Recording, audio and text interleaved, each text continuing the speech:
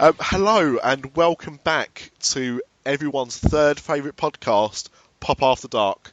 I'm Nick, and as always, joined by the blunt man to my chronic, Mr. Craig Lucas. Buongiorno. Buongiorno.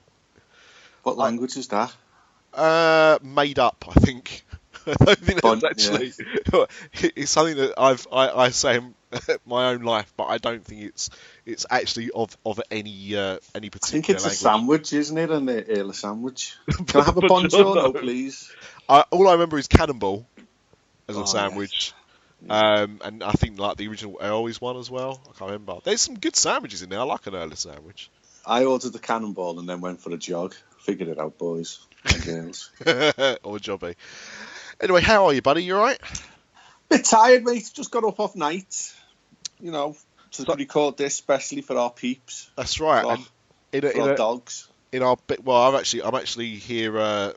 Mine's come for a little cuddle. Actually, at the moment, I'm giving him sort of petting the lovely Flynn. He's not barking, so that's good news. But we're actually recording this at lunchtime in tribute to the BLT podcast. Well, the podcast world is evolving and revolving, and just some amazing podcasts coming out. BLT is to name one, which has got the world's greatest moustache on, Mr. Tim Tracker. But then you've got the Grim Grin and hosts. All these, they're all intertwined, and the central core of all these podcasts, I think, is Dis After Dark. You know that Kevin Spacey thing? No, Kevin Bacon. That's the one, yeah. Kevin Spacey. He'll come up later in my things. But I think, if it wasn't for us, I don't think any of these other podcasts would exist. I'd like to think that's true. I would like to think that's true. But, in fact, let's pretend it is true. Yes, you all owe us a debt of gratitude. Checks in the post to Craig Lucas.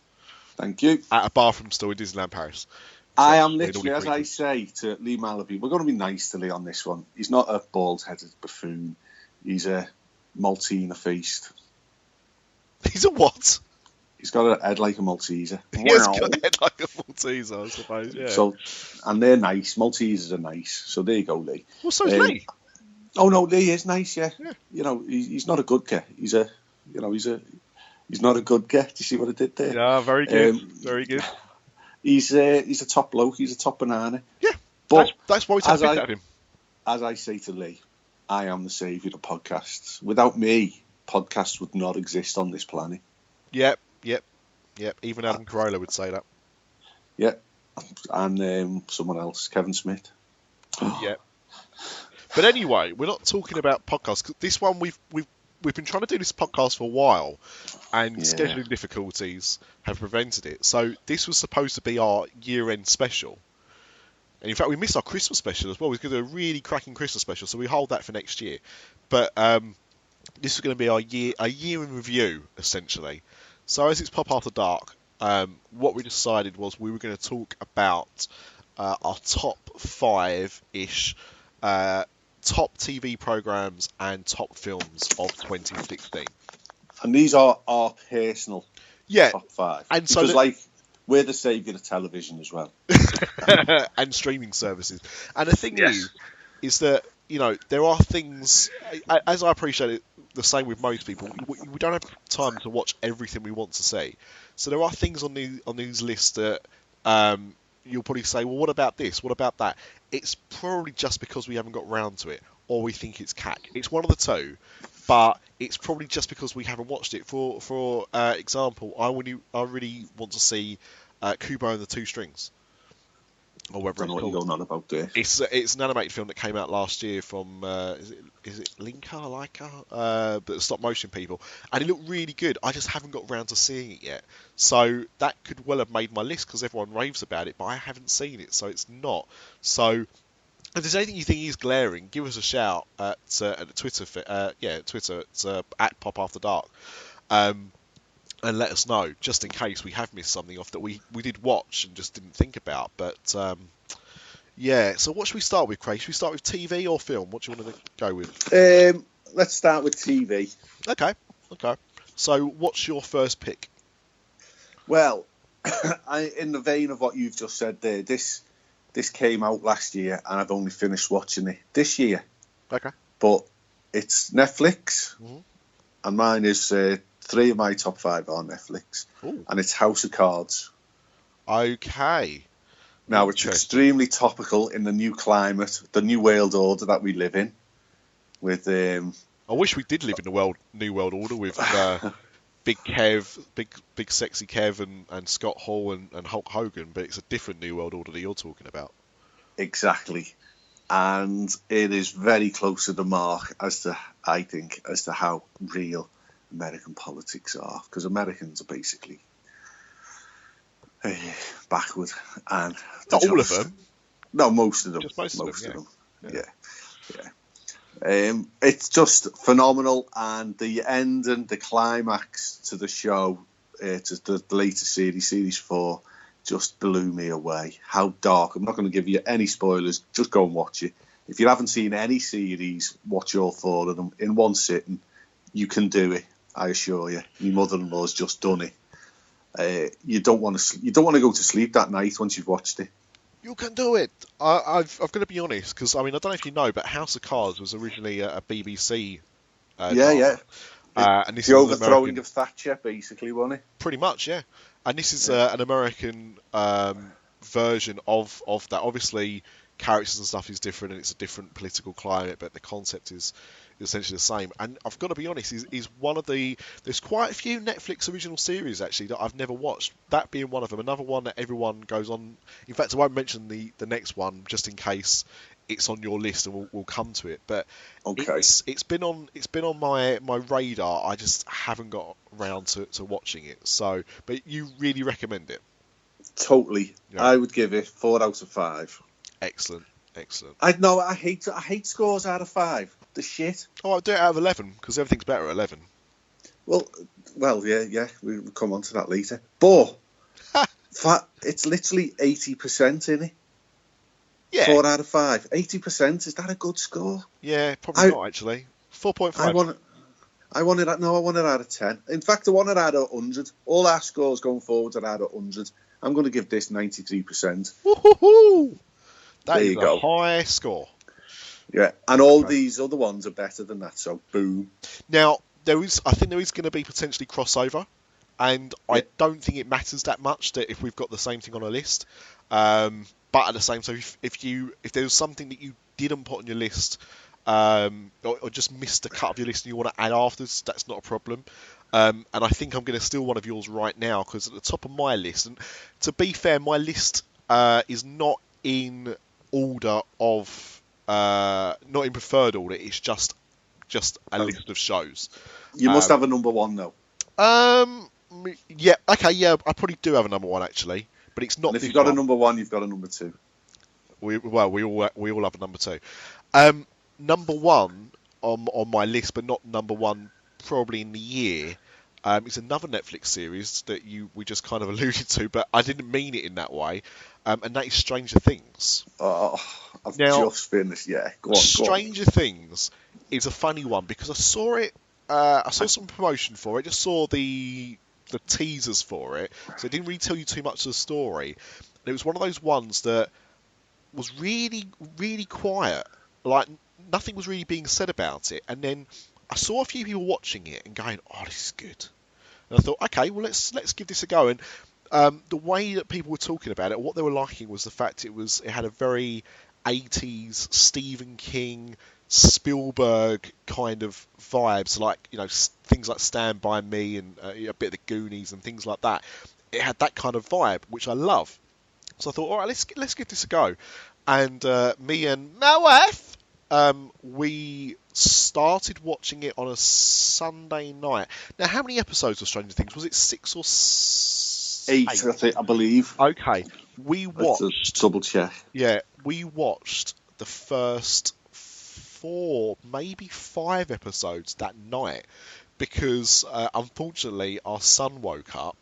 And we thought, oh, well, if he's awake, we may as well stay up and watch a couple more. So we blitzed it.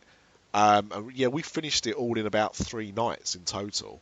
And loved it. I think it arguably tailed off a little towards the end purely because I think when you do something on Netflix, when you do a show on Netflix, you obviously don't expect it to be a one-season wonder, but you're not guaranteed a second series. And I think with that and the amount of episodes they made, they wanted to kind of give it a conclusion while still leaving the door open. And I think they did do that, and they did that well. But I think the first few episodes, first 3 or 4 episodes, was certainly the strongest of it. But because it was only, say few episodes, it didn't feel like it dragged.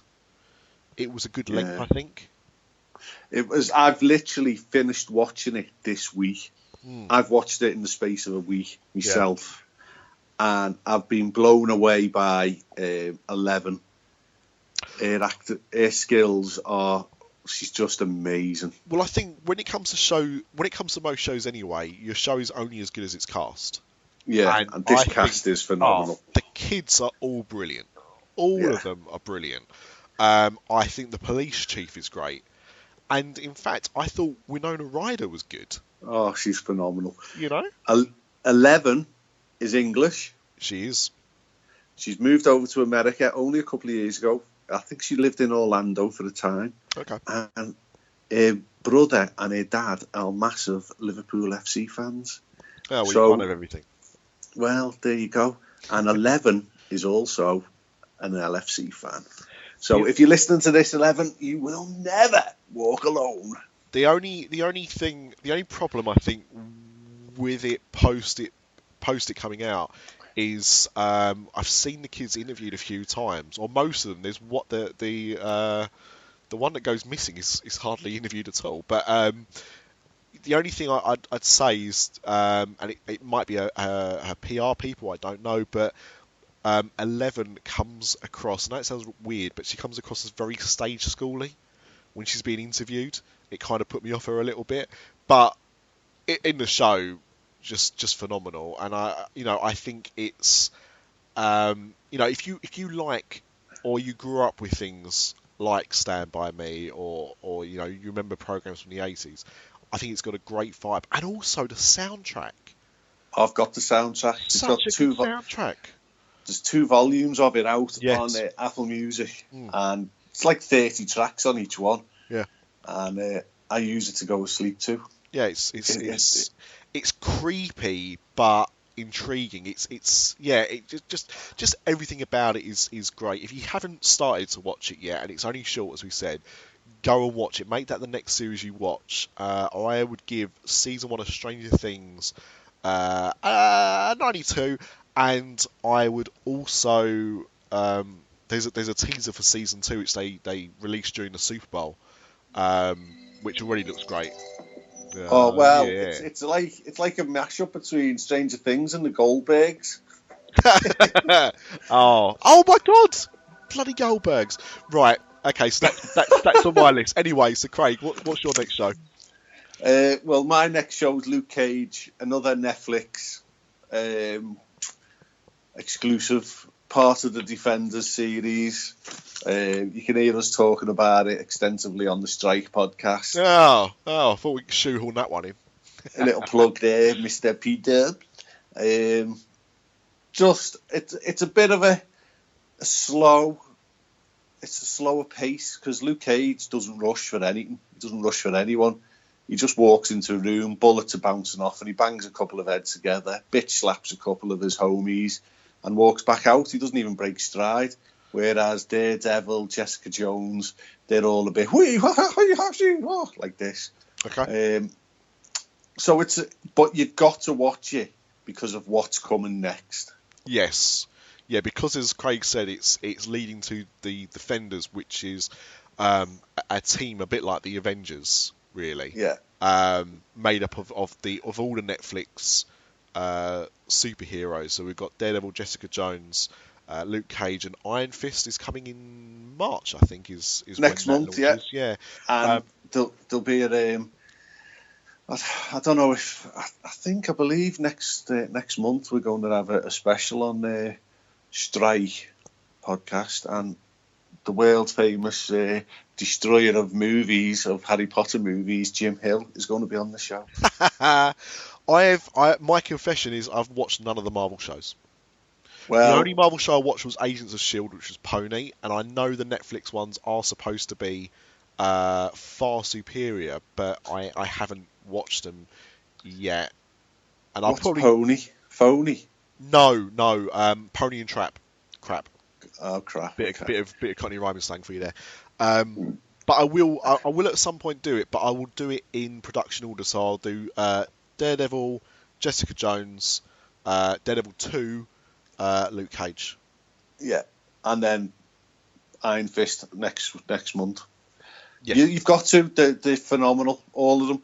They're all very, very similar in that it's a similar vein right through. Jessica Jones got Doctor Who in it, Neil Tennant. Yes. And he is arguably the baddest, sickest, evilest, horriblest Marvel villain that has ever walked the Marvel universe. Wowzers.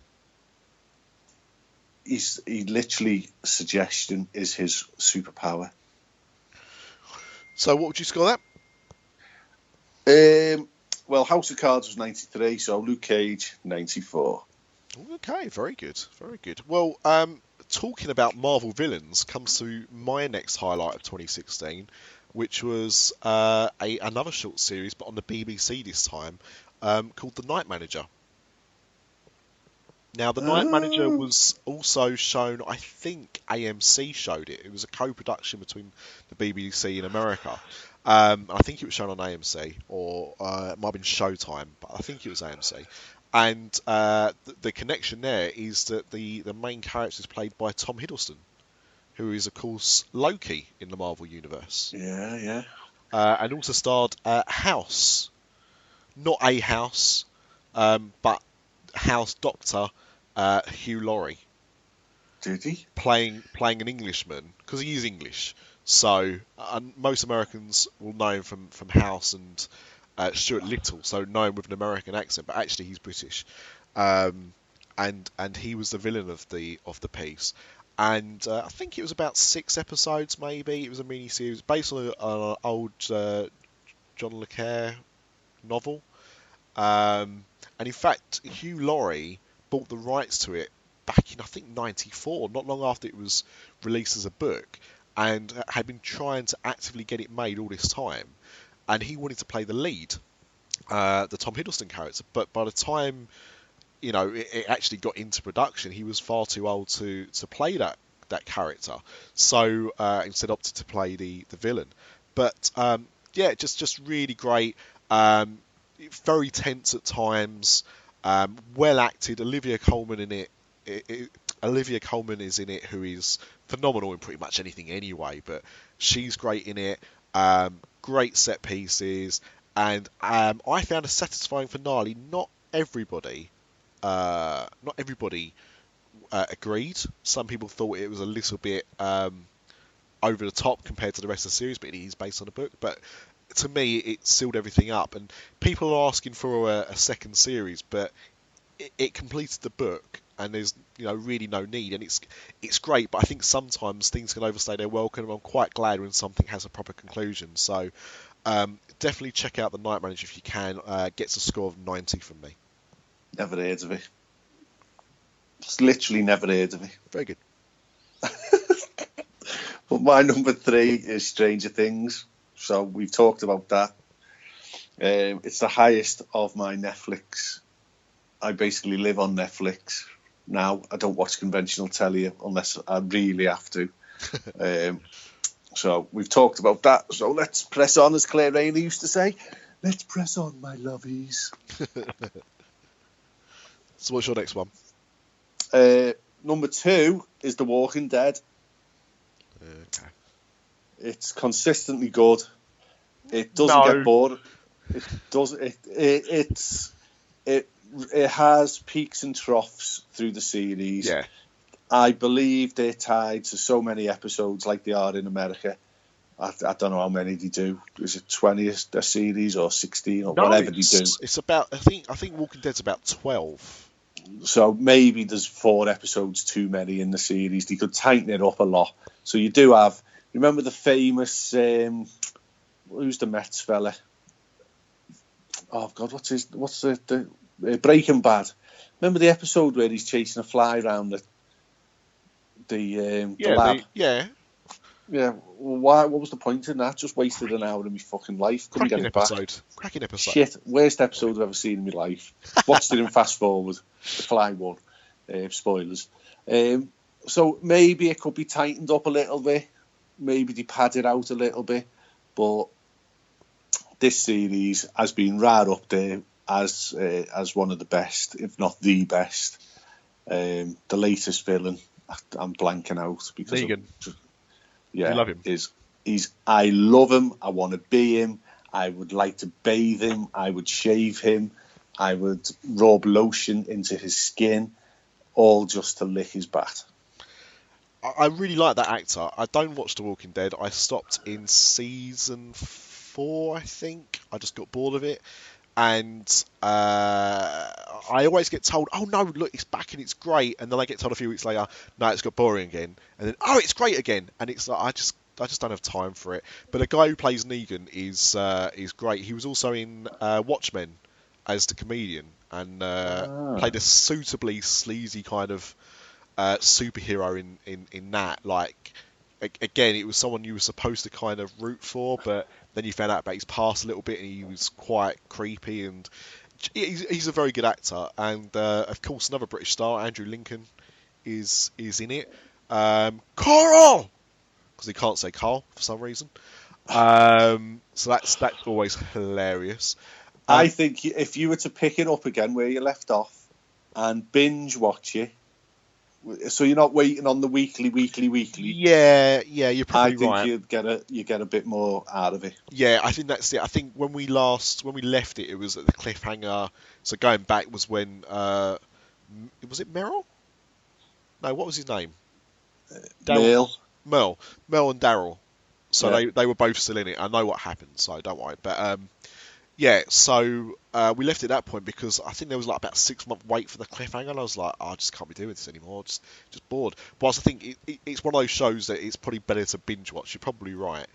So what would you score Walking Dead? 95. Bloody hell, that's high. So there's a lot of love in the room. These are our top 5. Yeah? Segues. You know I love a segue. So another British star, because there's quite a few British stars actually. Lauren's, what's her name? Who's Glenn's girlfriend on Walking Dead? What's her name? Oh, I can't remember. She's tubbed up. Yeah, but her name's Lauren Conrad, I think. She's British as well. But Is another, she? Yeah. And another British star of The Walking Dead is Lenny James, which brings me to my next show, which is Line of Duty. Now, I don't know any of these. What was this on? Line of Duty is another BBC show. Line of Duty is about a department of police that deals with police corruption. British police. It's about, I think there's normally about 6 or 7 episodes a series. There's only been 3. And they're normally about 2 years apart. So the first series was in 2012. Have you only got 3 of you? No. Why'd you just watch the BBC? The BBC's dead now. It's on Netflix. Oh, so yeah. So so you follow this police department, and the first series is about a case, but it intertwines into like a bigger thing, a bigger case, and so storyline goes throughout. Lenny James is in the first series, and then the focus kind of shifts in series 2 and 3.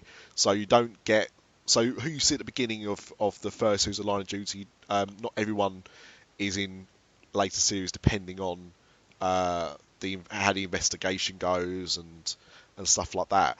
But it's phenomenal, absolutely gripping stuff. And we started watching it because what happened was the 3rd series of Line of Duty was on last summer on the BBC, and we'd heard good things about it, so I thought we'll binge watch series 1 and 2, and we'll record series 3 while it's on telly. So we watched series 1 and 2 quite quickly. then started watching Series 3 and caught up. So he watched the second to last episode of Series 3 a mere few days before the finale aired, which was the extended finale. And that finale is probably in my top 10 episodes of anything ever. Just absolutely gripping. You do not know what's going to happen, and you're fearing for people, because over the 3 series you get close to quite a few of them, and you just don't know what's going to happen. And just absolutely shocking. There's a 4th series which is in production now, and it's BBC 2's highest rated drama in about 20 years. So they've actually moved it now to BBC 1 going forward with the next series. Just fantastic. I don't know if season 3 or series 3 is on Netflix yet, but series 1 and 2 definitely are. So check it out. I just couldn't say enough great things about it. Just everything, the acting, the stories, everything is brilliant. It's won loads of awards, and deservedly so. And I think in America you can watch it on Hulu. I don't know if it's on American Netflix, but I think it's on Hulu.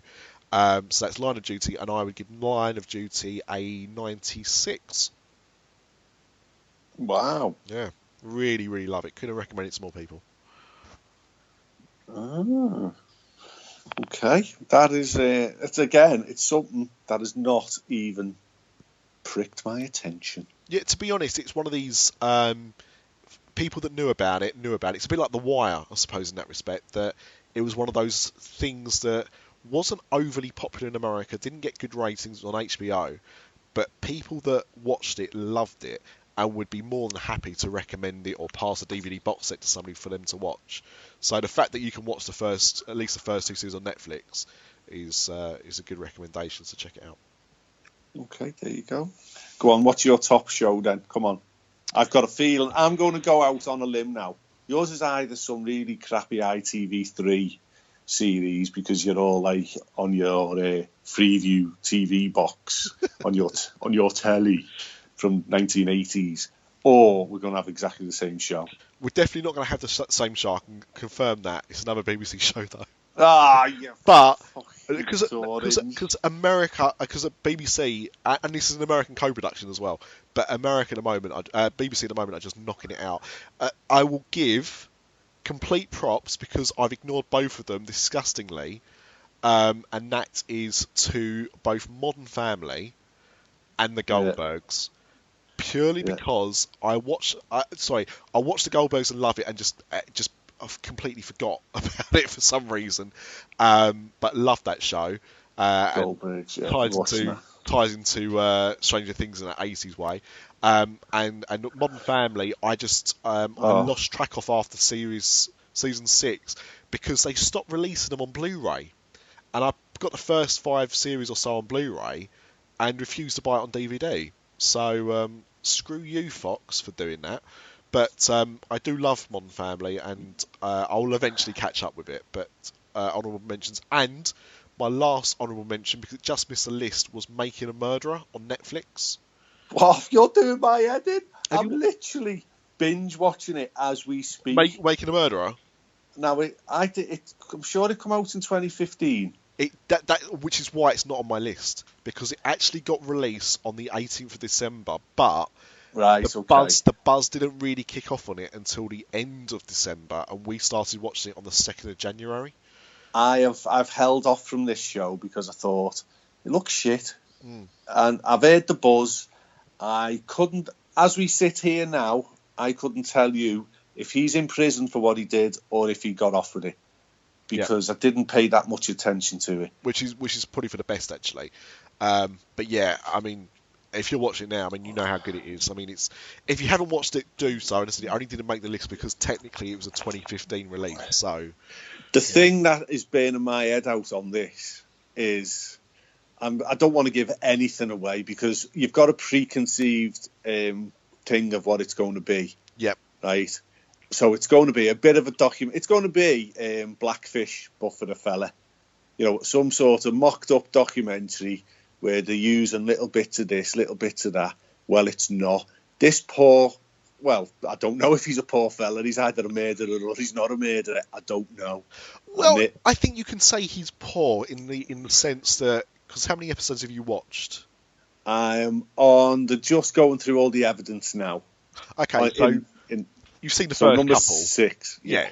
So the thing is, you know already that he was jailed, wrongly for 20 years, was it? 18 years. 18 years. So the thing is, no matter what else happens in the show, you have to feel sympathy for somebody who was convicted of a crime they didn't commit for that amount of time.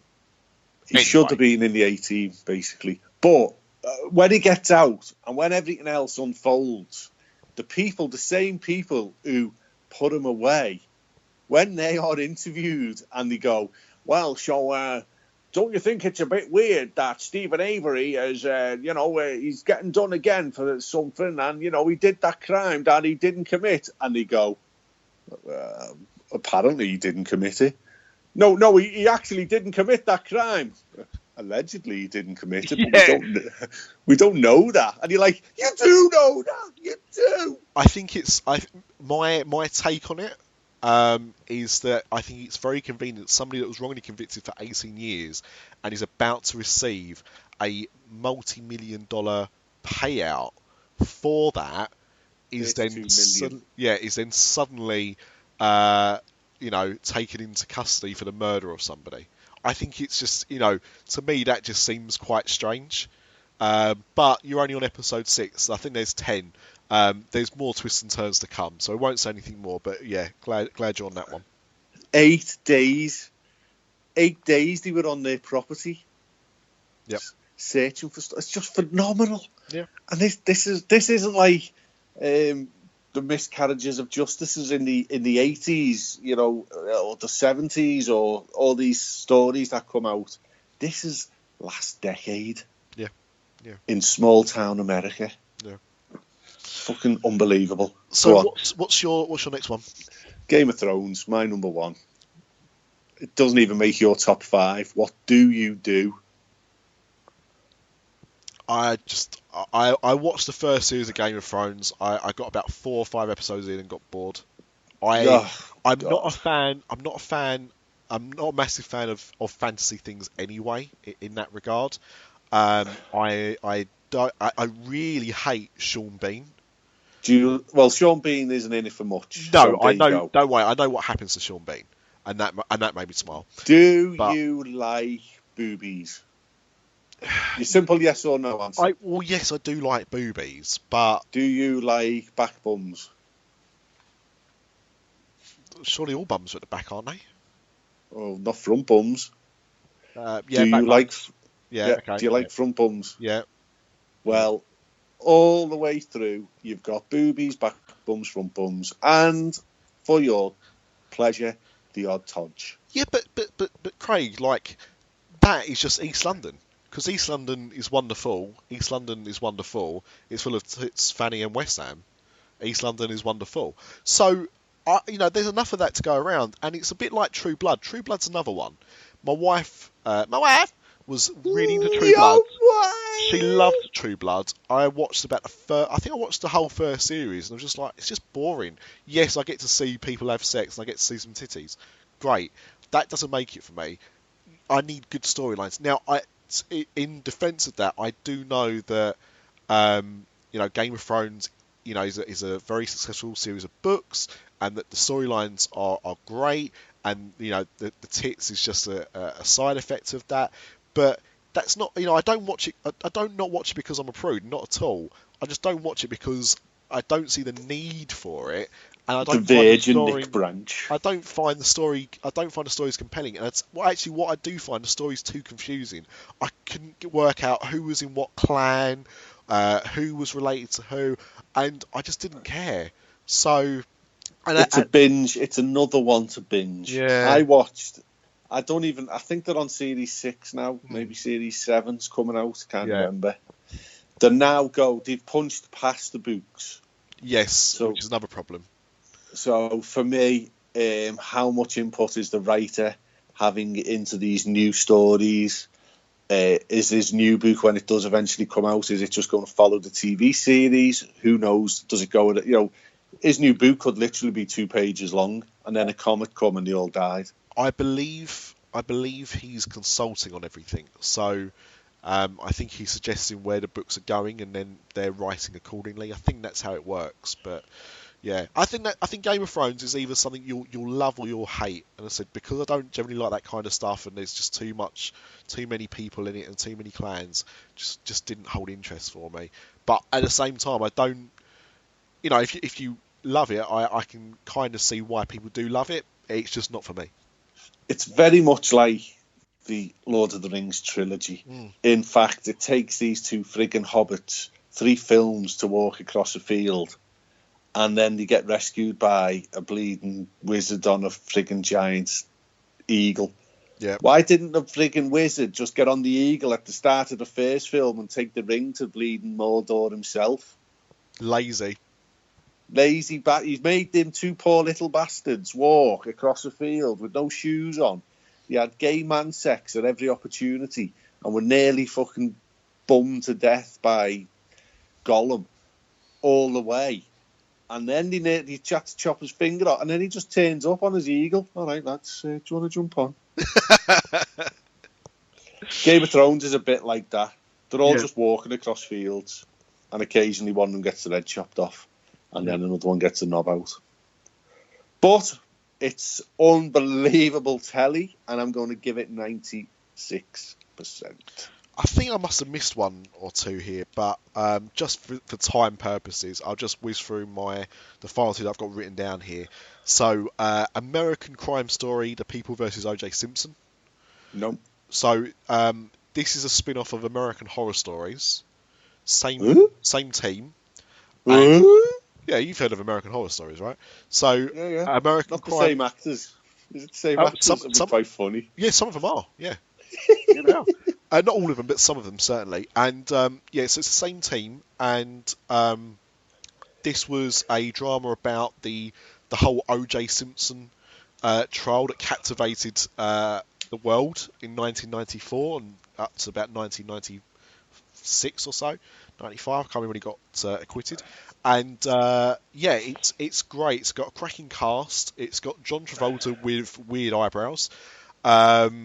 Is that what he's doing now? He's making TV shows. Yeah, but high-end TV shows, because at the end of the day, like, Kevin Spacey's making TV shows. The thing is, TV now is not the taboo. It used to be if you was a Hollywood star and you went back into TV, you were washed up. Now it's actually kind of a badge of honour, in a lot of ways, as long as it's a decent show. But American Crime Stories is, like American Horror Stories, so there's a new series in development at the moment, which is about Hurricane Katrina and the aftermath of that. So every series will be most of the same actors, like American Horror Stories, but in a different with a different focus on crime. But it's a real event. That's the difference between that and American Horror Stories. This is based on things that happen in real life rather than fictional. But that was really good. And I think it's just landed on Netflix.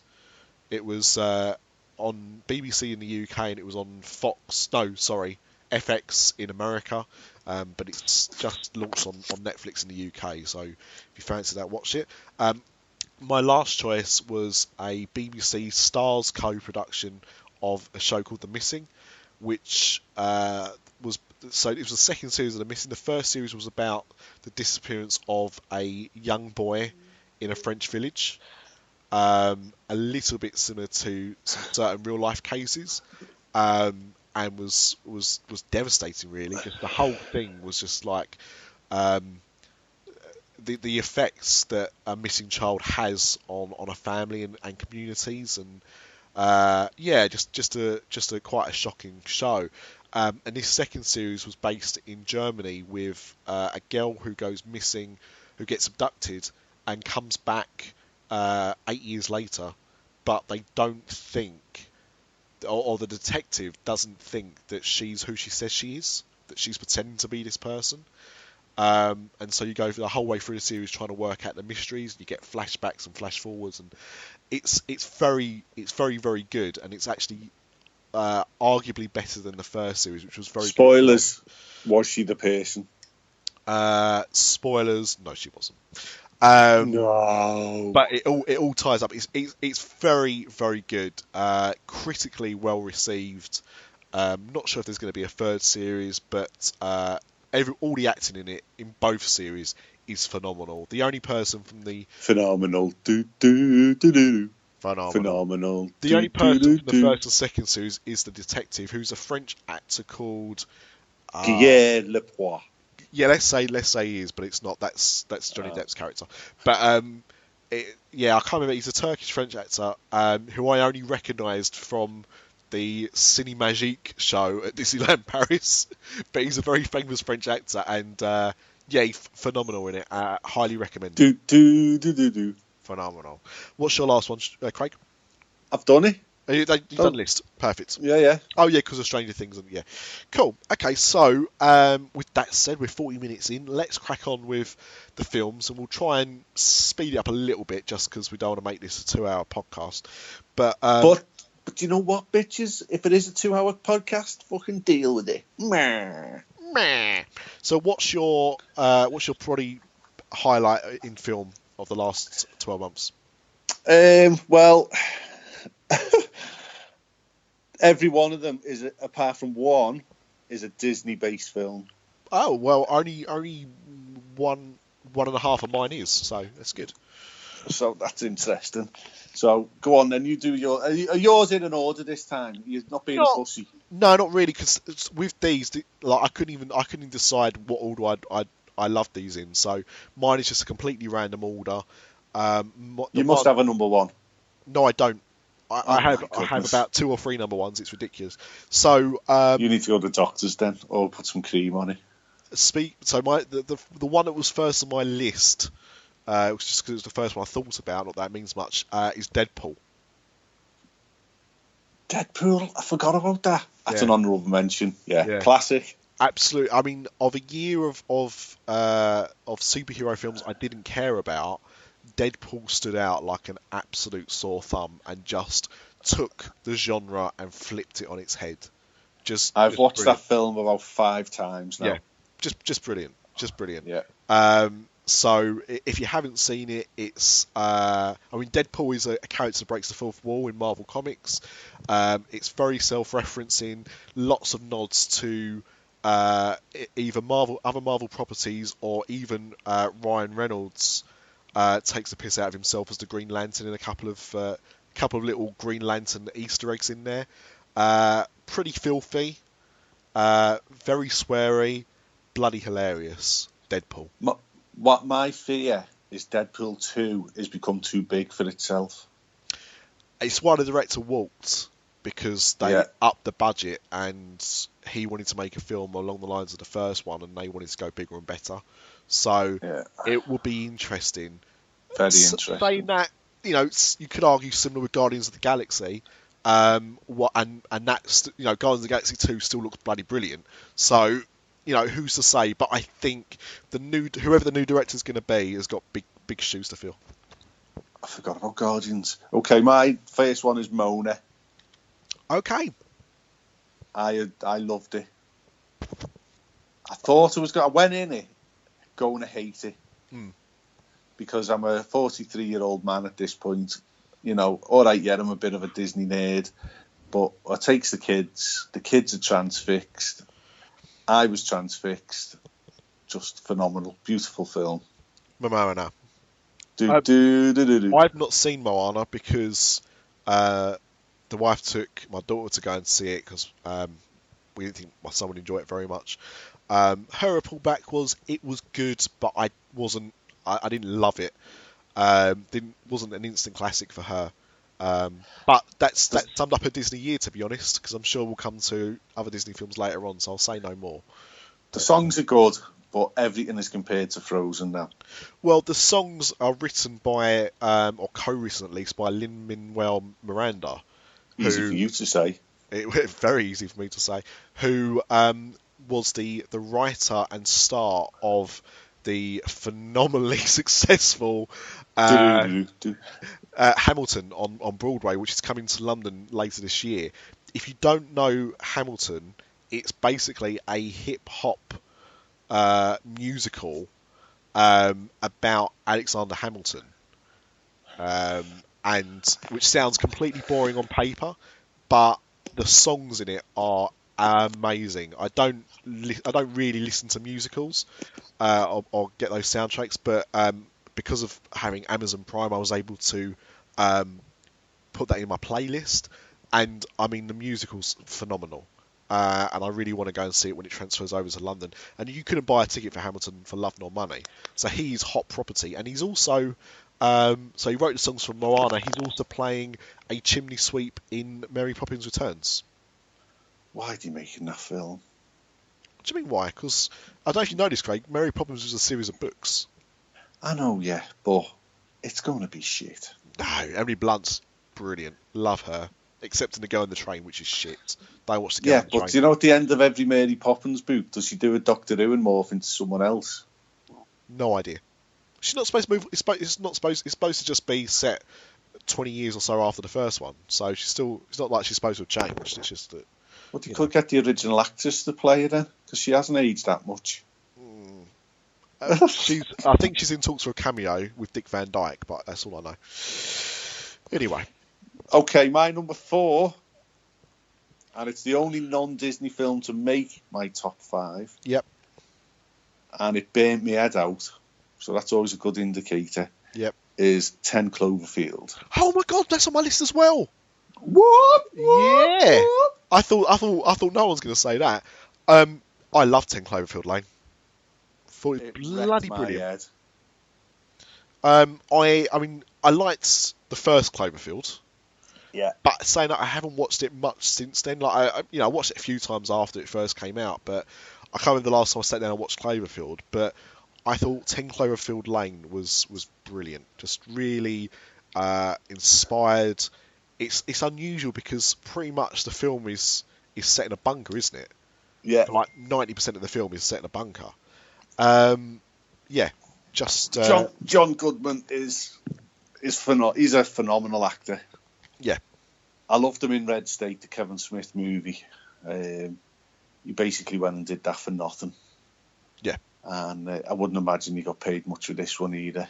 But he acted the socks off it. I tell you what was great about it as well is the fact that there was no hype around it. Like they released a trailer just before Star Wars, and that was the first anyone knew that there was a sequel to Cloverfield coming out. It was so under the radar, and again, very tense. People don't like the ending. I don't really have a problem with the ending. I think the ending was fine, but some people think, went a bit over the top there. I like the ending. So he was ultimately proved right. He was ultimately proved right. So and that, how much more of an ending could you have? Do exactly. You know what I mean? I don't know what people are expecting. So yeah, I'm fully in agreement with you, Craig. Yeah, 10 Cloverfield Lane, cracking film. Okay, so go on, do your next one. My next one is one that I know you won't have seen, which is called The Nice Guys. Oh, was that on the BBC movie? Yeah, it's on the BBC. The Nice Guys is directed by Shane Black. Shane Black directed lots of films and wrote lots of films in the late 80s, so like Lethal Weapon, Lethal Weapon 2, Last Boy Scout, but you'd probably know him best for Iron Man 3. Okay. Or I don't know if have you ever seen Kiss Kiss Bang Bang? No, I've heard of it. So Kiss Kiss Bang Bang was Robert Downey Jr.'s kind of it's when he turned the corner. So he was just clean and sober. Kiss Kiss Bang Bang was a kind of detective, like I suppose, kind of like noir film, crime noir film, but set in modern day. So it was him and Val Kilmer, and it was very witty. Shane Black's films are always very witty and comical, and that's why Iron Man 3 was quite tonally different to the first two. And The Nice Guys is a buddy cop crime comedy set in the 70s. So it's like a period setting, and it's Ryan Gosling and Russell Crowe are the two leads. And it's just brilliant. Like, the set pieces are funny, the script is funny. It's just one of those films that they wanted to do well, and it was never going to really find a big audience in the summer when it was released. But yeah, everyone I know that's seen it loves it, and so I wanted to give it props on here. So The Nice Guys is my number 4. Okay, I'll have a look at that, I think. Yeah. Okay, mine, I'm going right into Disney now. Boom! And it's Doctor Strange. Never saw it. Oh, God, Nicholas, you run a Disney fucking podcasting empire. It's Marvel, which is Disney, don't you? But to be honest, I think the problem is my wife has got burnt out on superhero films. She loved Deadpool, but the last Avengers film burnt her out. She was like, you know what, I'm done with these. I'm just bored now. And she still go to pictures? She loved them. Not as much as I like to because of the kids, but you know. And so I was trying to go and see Doctor Strange with some friends just because I thought it looked quite good, but didn't get round to it. And we saw Ant-Man, and Ant-Man was meh. So I wasn't all that eager for it, but I will watch it. I will get round to seeing Doctor Strange, but that's why I haven't seen it yet. You should just literally do the Al popcorn trick. That'll keep her entertained while you're watching the film. Touche. Okay, put a hole in the bottom of your popcorn bucket, put your Todge in, and let her reach in for the popcorn. Yeah, she'll love that, I'm sure. She'll love it. She won't even notice what's going on in the film. She'll be too busy, and you get the best of both worlds, mate. Best of both worlds. In the words of Hannah Montana. Exactly. You'll get the best of both worlds. Okay, my next one. This has got to be in yours. If you haven't seen this, you are dead to me, Nicholas. Captain America: Civil War. It is not in my list, but I have seen it. I have seen it, and it almost did. So to be fair, it was on the short list of going on the list. Again, after Avengers: Age of Ultron, which is shit. I don't care what anyone says. It's a terrible, overblown movie where barely anything happens until the last 20 minutes. It's just boring. Captain America: Civil War is a return to decent Marvel films for me. Said Ant-Man I found to be quite lukewarm, but Civil War was a marked improvement, and I've said this to quite a few people, the best representation of Peter Parker I think I've ever seen on film. Yeah. You've got to live up to that now. Paul. He was brilliant. But the trailer for Spider-Man: Homecoming looks pretty good. But it does. He was great, and I love the fact that they've got Spider-Man now with the eyes that animate. Yeah. Because that was always a feature of like the comics and the cartoons, and was lacking in those Sony ones. So I'm glad that the new costume has that. But I think the kid playing him, again, another Brit, is just great. He just has got the attitude down, the snarkiness. Just really good. So, yeah. My only problem with Civil War, and it's still in me, it's my number 2, is I read, again, because of the S.T.R.I.K.E. podcast, I went and purchased the comic book, Civil War. Right. And I read the comic book before watching the film.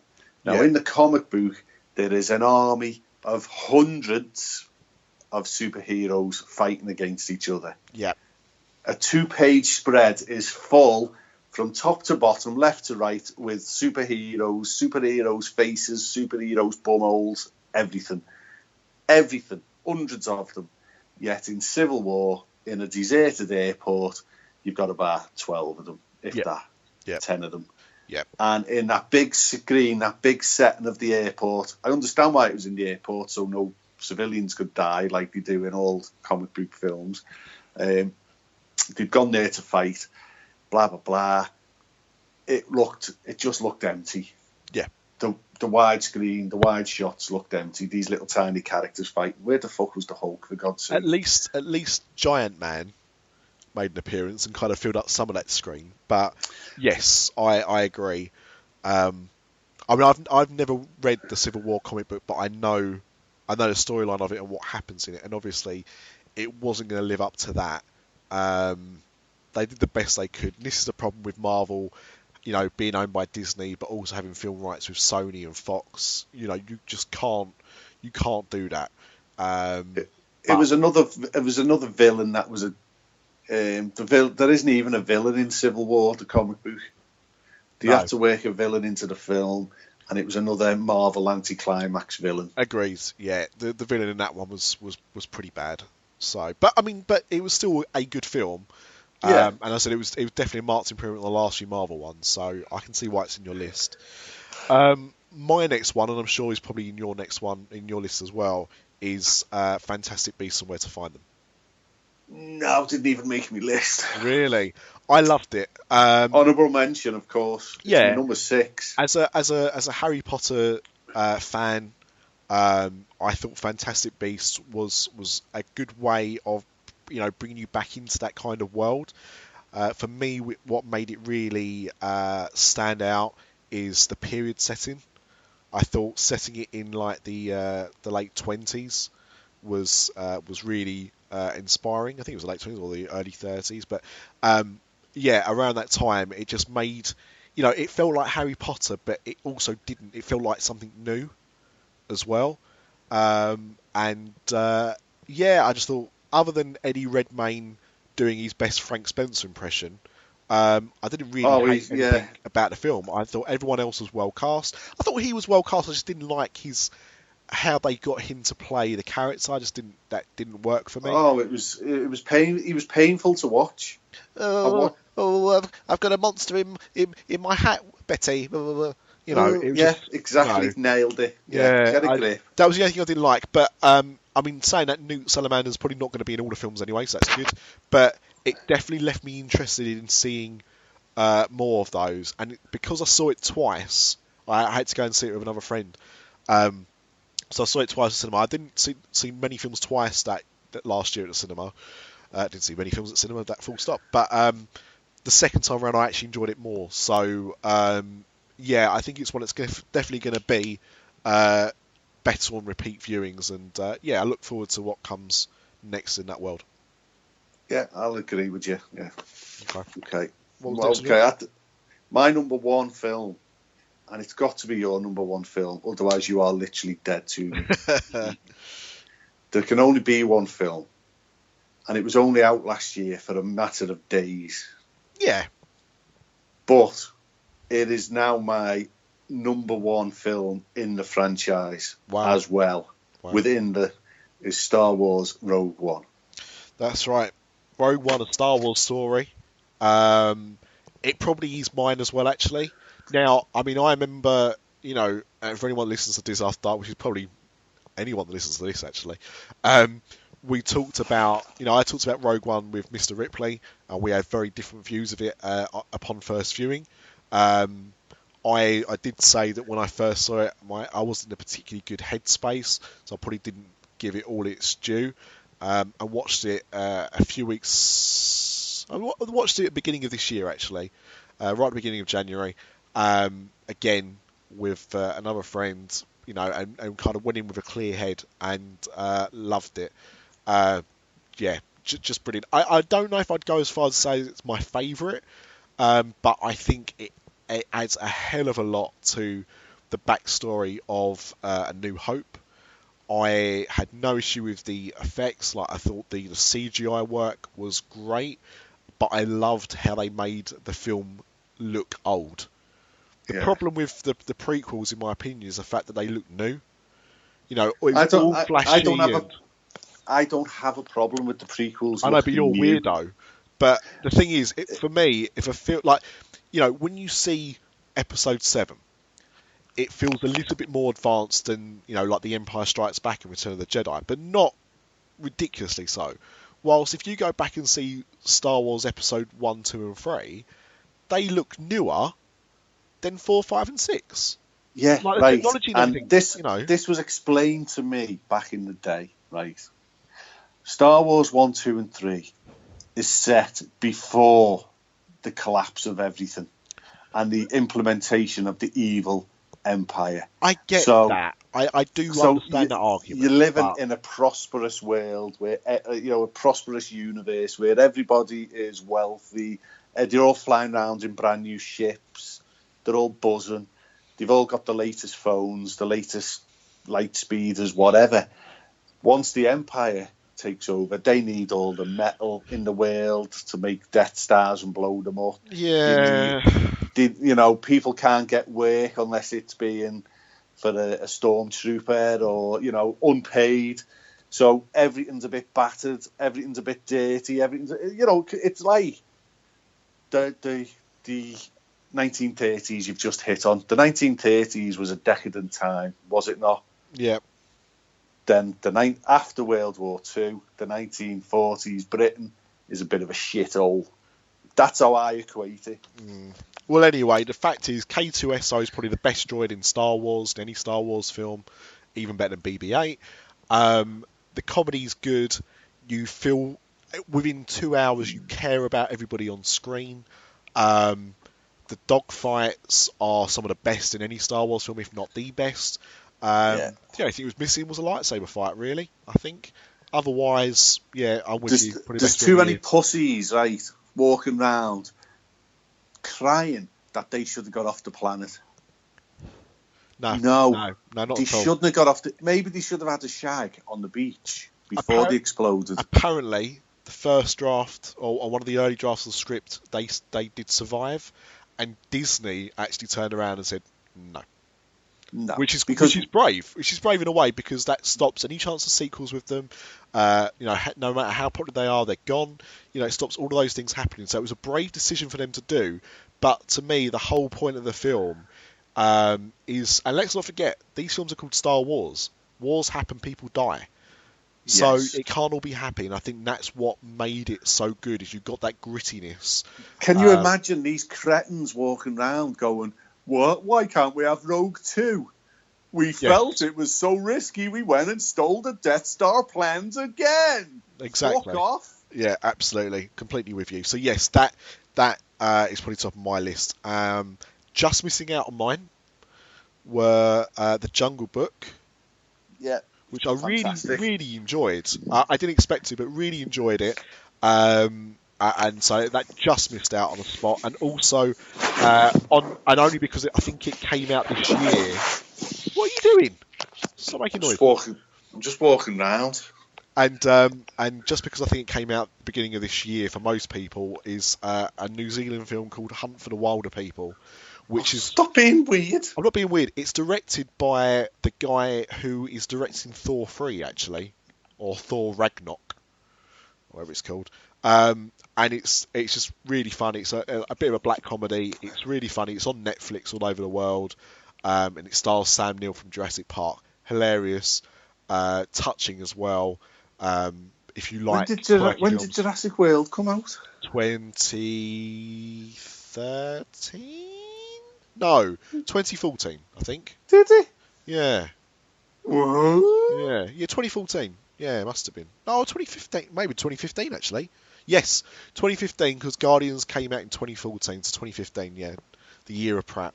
So, right, so I wanted to talk about this last week and didn't get a chance to, because it would have been exclusive then, and now it's not, because it's out for the masses. But I went to see last week the Lego Batman movie. Okay. Which comes out on the 10th of February, so whenever this goes out, it'll be out. I think we're going to put this out today. Okay, cool. Okay. But, by the time it comes out anyway, the film's out. So, Batman Lego movie, really loved the Lego movie. Have been looking forward to this film for a long time. Love Will Arnett as Batman. Think he's got such a good voice for doing Batman. The humour in it is very, very good. If you know Batman at all, if you know Batman really well, you'll get lots of jokes about it. I would argue it's not even a kids' film. I think that's a problem with it. I went with the wife and kids to see it, and my daughter was pretty entertained, but she was getting a bit bored towards the end. My son didn't really care that much about it at all. So he didn't actually stay for the rest of the film because he started to play up, so my wife took him out. But it's good. I don't think it's as good as the Lego movie, and I don't think it's as good as it thinks it is. And I think the problem is, I think it's about an hour and 45, and I think it's probably about 15 or 20 minutes too long, if I'm honest. There's some excellent cameos in it. I don't want to spoil those for anyone that goes to see it, but there's some excellent cameos in it from the Lego world. Is that fella in it from the first film? No. So it's got no connection to the Lego movie itself, actually. So don't expect. There's no cameos from anyone like that. Probably one of my favourite bits was because nearly every Batman villain is in it. Bane is in it, and they've got Doug Benson to do the voice of Bane, who's an American stand-up, who has done for quite a few years now on his podcast an impression of Tom Hardy's Bane from The Dark Knight Rises, which is laughable.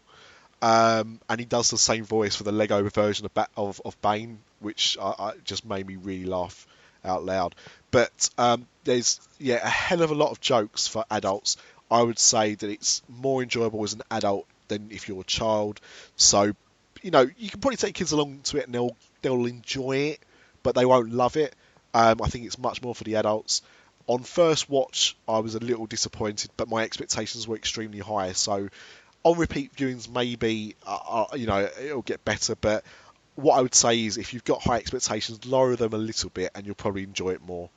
So I still recommend seeing it, but just bear that in mind, really. So you wouldn't go out of your way to see it again? Well, I will. I'll buy it. I will buy it. It'll be one of those films that I'll have on Blu-ray or whatever. I'll buy it in 3D actually, because I didn't see it in 3D, and apparently the 3D is pretty good in it.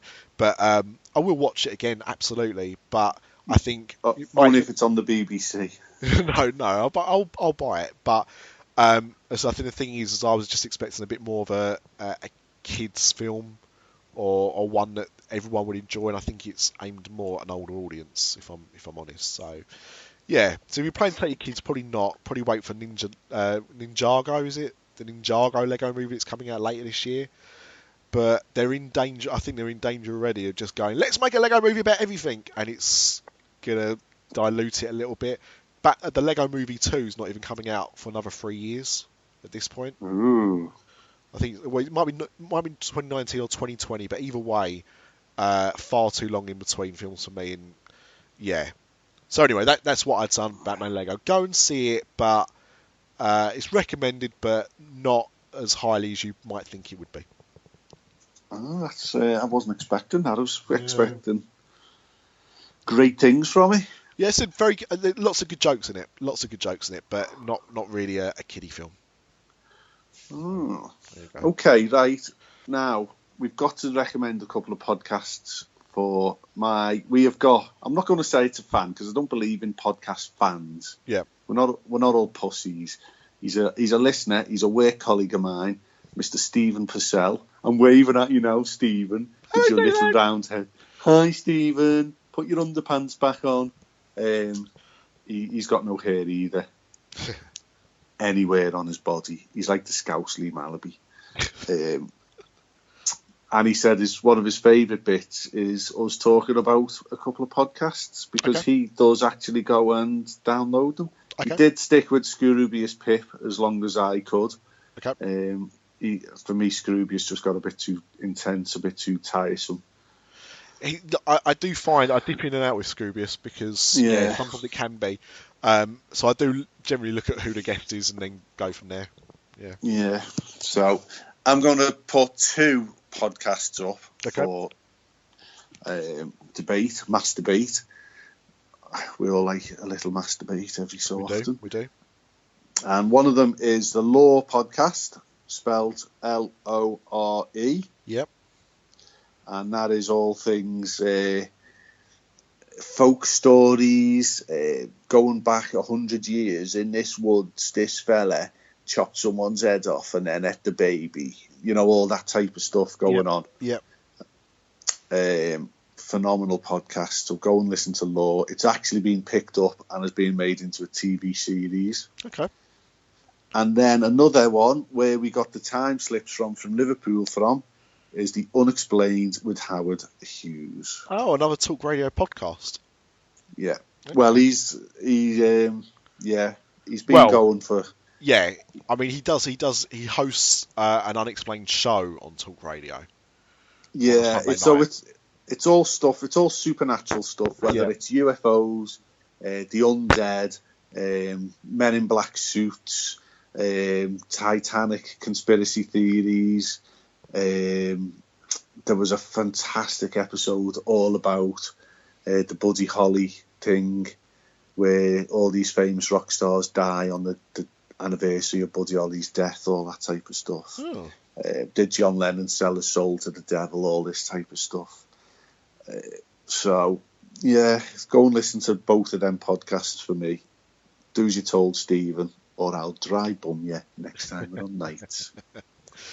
I can't remember if I mentioned it before, so because I've already mentioned his name once tonight, I will plug Doug Loves Movies, which is a kind of it's a comedy podcast, normally with some stand-up comedians or some actors, and they talk about films, but more importantly, they play games around movies, and you know, while you can't interact properly, it's still fun to listen to and play along. So.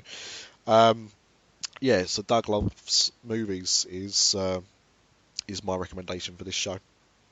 Okay, I'll have a look at that as well. Yeah. Cool. I mean, we've gone on now, haven't we? I think we could wind this up and we can tease.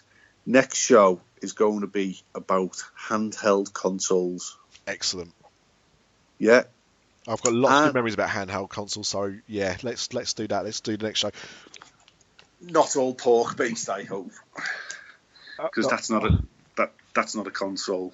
Oh, it isn't. Oh, then I might have to look it up in between us next recording. Then it does need charging every so often, though. Excellent. Yeah. So we'll have a handheld special, a handheld gaming special on the next pop. Yeah. And if there's anything that you want us to talk about, if there's any feedback for us, you can contact us at POP After Dark on Twitter. Well, do you know what Steve Purcell said he did the years we did? Yeah. So I did 84, and he really enjoyed that one. He wasn't too hot on your year. Like 90, was yours 94? I think mine was 94, yeah. Or 93. Yeah. But that's because he's a similar age to me. Yeah. The people of your generation would have preferred that. So maybe it'd be nice if people can get in contact with us, give us 2 years, and we'll do some digging, and we'll go back through the archives, and we'll have a look what the music was, what the films were, that type of stuff. Yeah. Yeah, I'm happy with that. Anything that gives me a chance to talk about more Just Another Day by John Takada works for me. Oh, It's just another day. You should play out some of that. That's the top tune. Top tune of the 90s. A man who doesn't know nothing about music, bloody plain white tees and simple plans and stuff. Oh, listen to some John Takada and Nikita. Yeah. God's sake. And E.T. shit. The ride, not the film. The ride and the film. Mainly the ride. If E.T. knocked on my door now, right, I'd volley him dead hard in the head, and I'd say, heal that with your magic finger, you little bitch. Right, and on that note, I think we should wrap up. So, Craig, as always, thank you. My pleasure. Thank you for listening. And we'll see you all on another Pop After Dark when we get round to recording another Pop After Dark. Ta-da.